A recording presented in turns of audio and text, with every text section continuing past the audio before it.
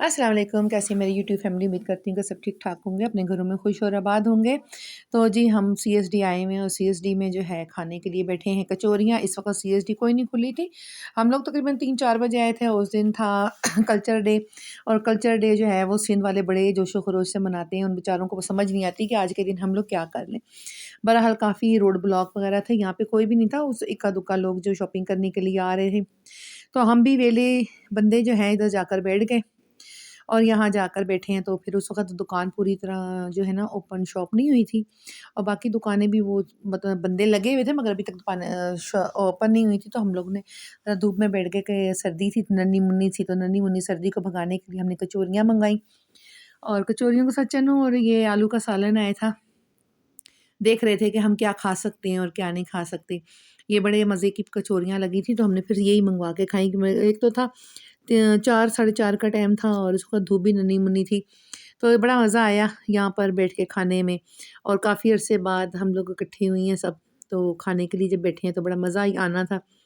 कचौरियाँ खाने के बाद कचौरियों पे हमने कमेंट किया कि आलू की भुजिया पतली है या नहीं है पतली।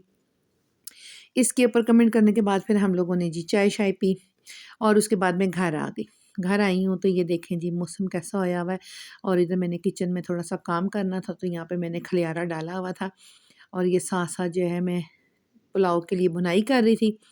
और ये अलग बात है कि मैंने जो-जो वीडियो बनाई है ना, तो किसी का सर डला है और किसी का पाँव डला है, क्योंकि पूरी टाइम वीडियो शूट हो ही नहीं सकी।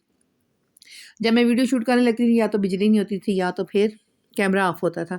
तो ये साथ ही जिस वक़्त पुलाव तैयार किया उसके बाद मैंने गाजर का हलवा रख दिया था बनाने के लिए। तो गाजर के हलवे में मैंने घी और चीनी डालकर तो मैंने उसे थोड़ी देर रख दिया और ये सुंगड़ गया है। और साथ ही देखें जी चिकन आलू का सालन भी तैयार है। ये मैंने 2-3 हांडियाँ ना इकट्ठी करके चीज़ें बना दी थी। साथ ही हलवा, साथ ही पुलाव, साथ ही चिकन आलू का सालन। अब मैं इतनी लंबी रेसिपी तो दे नहीं सकती थी। मैंने कहा चलो जो जो कुछ शूट हो सकता है खाने के किचन में इसको शूट कर लूँ। और इसमें मैंने फिर ना 3 अंडे शामिल कर दिए थे। 2.5 किलो गाजरें थी, तो इसमें मैंने 3 अंडे शामिल किए थे और 3 अंडों के बाद मैंने इसमें सूखा दूध जो होता है ना वो शामिल करके तो मैंने फिर उतार लिया था। और ये फिर जी नेक्स्ट डे की जो थी ना, ये फ़िश आई हुई थी। फ़िश बड़ी अच्छी और मज़ेदार थी, इसमें एक काँटा भी नहीं था और ये कराची की फ़िश थी। इसमें मैंने जो है ना नमक, मिर्च और गरम मसाला, सूखी मेथी, सूखा धनिया, इन सबको मिक्स किया और इसके ऊपर मैंने लगा दिया। उसके बाद मैंने फ़िश मसाला शान वालों का मँगाया। पहले एक स्टेप मैंने ये लगाया था और फिर दूसरा स्टेप मैंने इसके ऊपर मसाला शान वालों का शामिल किया था। और यकीन करें कि ये दोपहर के सुबह 10-11 बजे का टाइम था, दोपहर भी नहीं थी, 10-11 का टाइम था। और वैसे हमारी तरफ तो सुबह ही हो जाती है, मतलब दोपहर ही हो जाती है 10-11 बजे। कराची में लोग इस वक़्त सुत्ते पड़े होते हैं। तो ये सारा मसाला मैंने इस पे लगाकर और इसे कुछ देर के लिए रख दिया था। कुछ देर क्या कि 3-4 घंटे के लिए। फिर मैंने अब्दुल्ला से कहा कि जाकर ना मुझे मछली मसाला भी ला कर दो, क्योंकि इनकी मिर्चें तेज़ नहीं थी, तो इसलिए फिर मैंने इस पर लगा दिया। ये देखें शान वाला का मसाला है, ये भी घोल के ना थोड़े-से लाल मिर्चें मैंने डाल के मैंने कहा थोड़ा-सा कलर आ जाए। तो ये सारे कुछ मैंने घोल-घाल के सारा कुछ लगा के तैयार कर ली थी चीज़ें।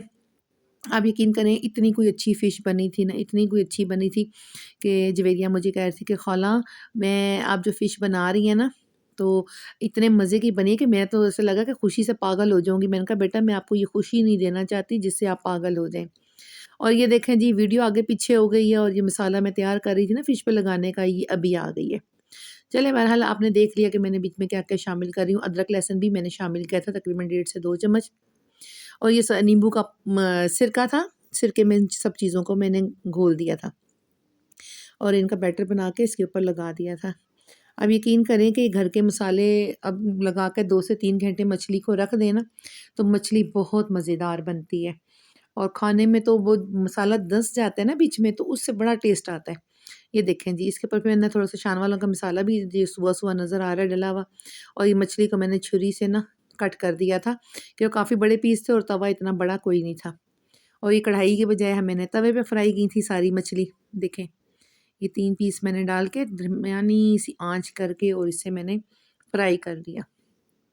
आप यकीन करें कि जिसने भी खाई उसने कहा कि वाक़ई जी स्वाद आ गया मछली खाने का। और घर के मसालों में आप इसी तरह अगर चीज़ को तैयार करें, मछली को जितनी देर आप मैरिनेट करके रखेंगे ना, मछली उतनी टेस्टी फ्राई होती है और सालन भी इसी तरह बनता है। और जी फिर हम लोगों को जी इनको आई है परेशानी बच्चों को काफ़ी किस्म की कि मोमोज़ खाने हैं। आप वहाँ पे मोमोज़ बनाती हैं, यहाँ पे भी हमें बना के दें। तो मैंने कहा चलो जी तुसी भी ट्राई करो।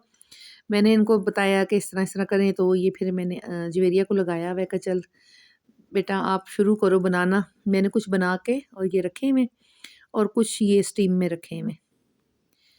और ये जी मोमोज़ भी साथ तैयार हुए, मोमोज़ की चटनी पहले बना दी थी मैंने ताकि कि बच्चे भी खुश हो जाएँ। और बाकी मोमोज़ जो है ना वो जेरिया ने बनाए, ये आटे के पेड़े पहले बना के रख दिए थे कि फिर बेलने में ना आसानी रहती है और इस तरह ग्लास से सब जो हमने छोटी-छोटी मोमोज़ तैयार किए थे उसकी रोटियाँ कट कर दी थी। और इनको फिर दोबारा गूँध कर और पतला किया। ये देखें जी, ये हम सारे मोमोज़ तैयार हो गए हैं, कुछ हम खा चुके थे। आज की वीडियो यहीं तक थी। लाइक करें, शेयर करें। अल्लाह हाफ़िज़।